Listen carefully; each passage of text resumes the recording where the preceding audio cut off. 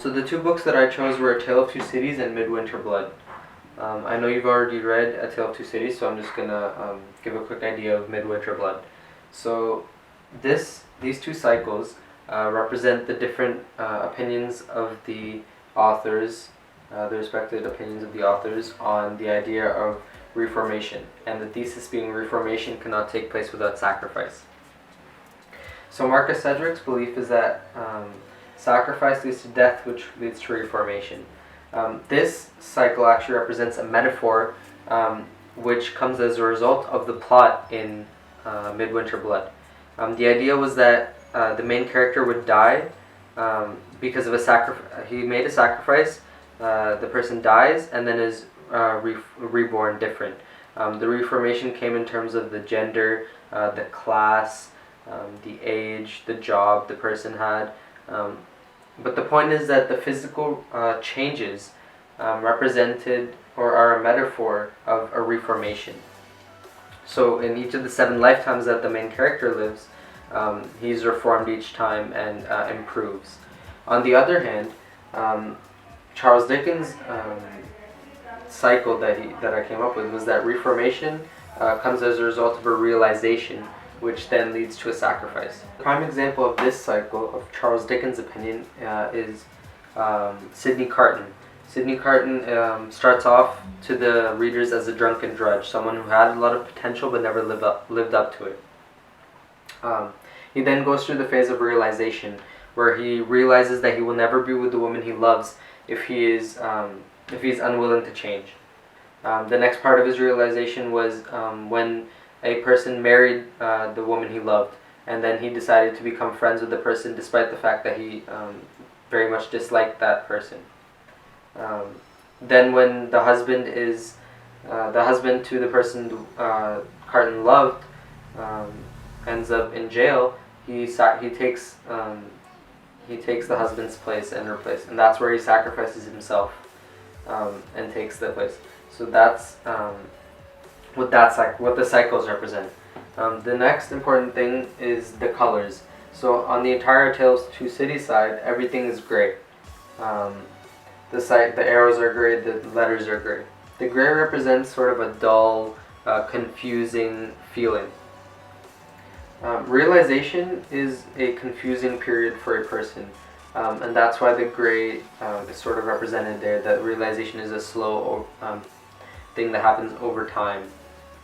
On the other hand, in the Midwinter Blood side of things, the arrows and the letters are red.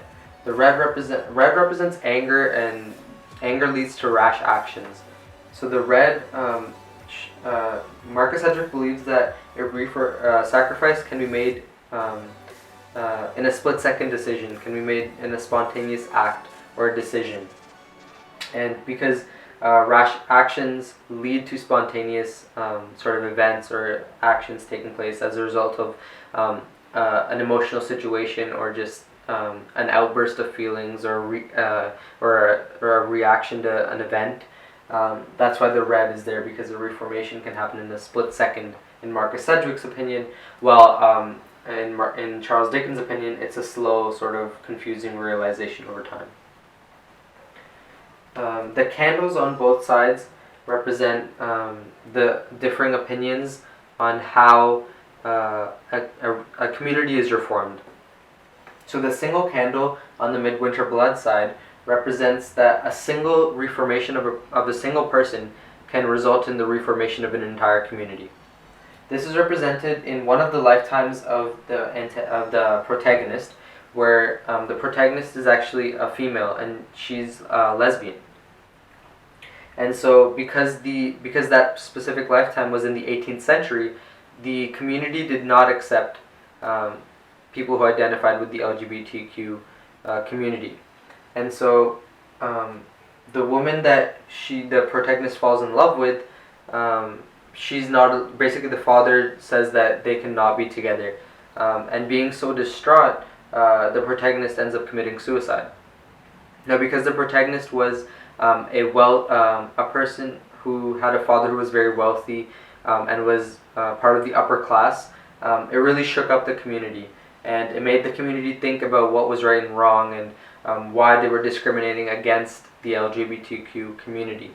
And so that led to a community's first steps towards reformation. On the other hand, Charles Dickens believes that it takes many self-reformations to lead to a community's reformation.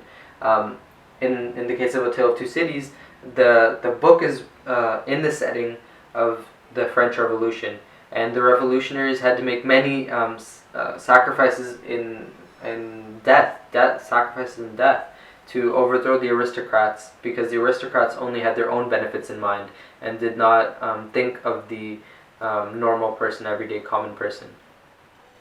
And that's what the candles represent. Both candles, the many candles over here and the single candle, they take up the same amount of space, showing that both opinions carry the same amount of weight. Both can reform it. The middle part of the board is made of both red and gray colors. This is important because the conclusion that I came up with was that there's a motivation behind every sacrifice, and a sacrifice leads to reformation. That's the conclusion that I realized.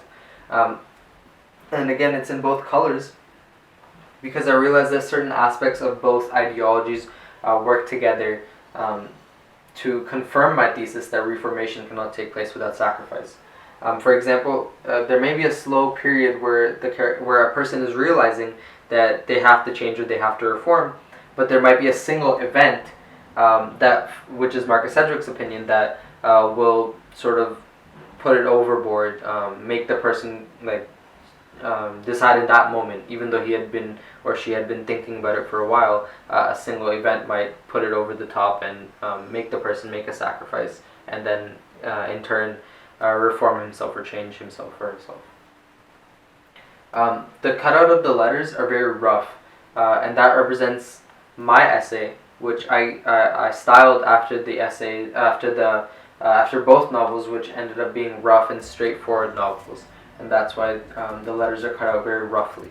Also, I wanted to represent my essay because my essay is sort of a point-by-point where I discuss where I compare and contrast at the end of the second paragraph, which isn't necessarily text by text, but it's catered more towards point by point. I made my board so that each one of the things I compared on my board were also like comparing one point to the next one. For example, the single candle versus the many candles, the gray cycle versus the red cycle, the red title versus the gray title, and then the conclusion all together combined into one.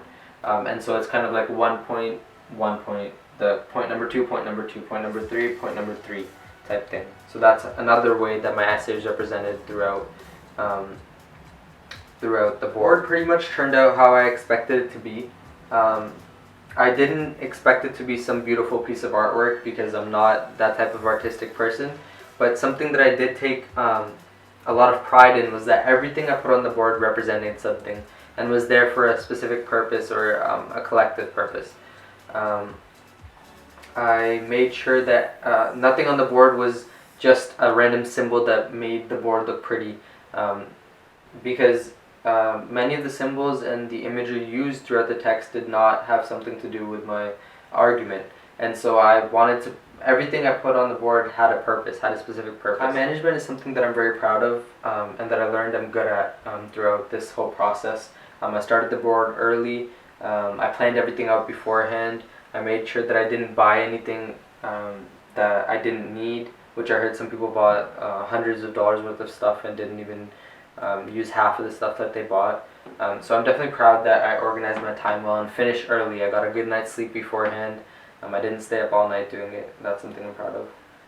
And I definitely can use this experience throughout my future, because for me, I'm going into media productions at Ryerson University, and the media productions program, but it covers all types of media, not just the media that I specialize in or I prefer to do, which is sort of camera stuff and editing, video editing, special effects, that kind of stuff.